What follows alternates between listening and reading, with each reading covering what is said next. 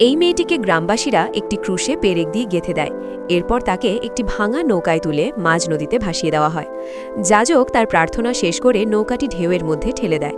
মেয়েটি যখন ক্রুশ সহ জলের গভীরে তলিয়ে যাচ্ছিল তখন এক অলৌকিক কাণ্ড ঘটে। জলের চাপে ক্রুশের দড়ি আলগা হয়ে যায় এবং মেয়েটি অলৌকিকভাবে মৃত্যুর মুখ থেকে ফিরে আসে। ভয়ে কাঁপতে কাঁপতে সে তার বাবাকে চিৎকার করে ডাকে।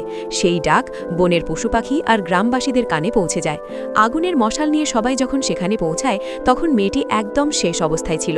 বাবার কোলে মাথা রেখে সে তার শেষ ইচ্ছা জানায় তাকে যেন চার্চে সমাহিত করা হয় এবং যাজক যেন টানা ৩ দিন তার জন্য প্রার্থনা করেন।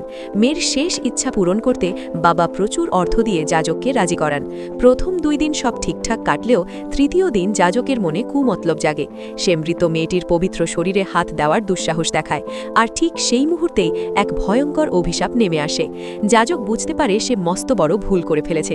চার্চের ভেতরের ফুলগুলো জীবন্ত হয়ে ওঠে, চারপাশ ঘিরে ফেলে। ঠিক তখনই চার্চের বাইরে থেকে এক অতৃপ্ত আত্মা ঝড়ের বেগে ভেতরে ঢুকে পড়ে এবং সেই মৃত মেয়েটিকে পুনরায় কফিনের ভেতরে টেনে নিয়ে যায়। পাগল যাজক তখন কুঠার দিয়ে কফিনটি বন্ধ করার চেষ্টা করে, কিন্তু হঠাৎ এক প্রচণ্ড শব্দে মোমবাতিগুলো নিভে যায়। কফিনটি শূন্যে ভাসতে শুরু করে এবং যাজককে আঘাত করে দেওয়ালে আছড়ে ফেলে। শুরু হয় এক অসম লড়াই। কফিনটি যেন জীবন্ত হয়ে যাজককে তাড়া করতে থাকে।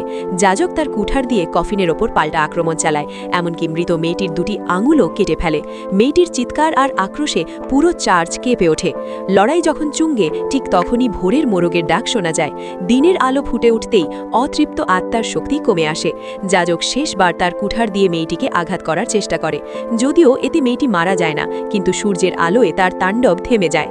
শেষ পর্যন্ত লড়াই জিতলেও যাজক মারাত্মকভাবে জখম হয়ে মাটিতে লুটিয়ে পড়ে। আর এই গল্পটা এখানেই শেষ হয়ে পড়ে। দেখা হবে অন্য কোনো ভিডিওতে।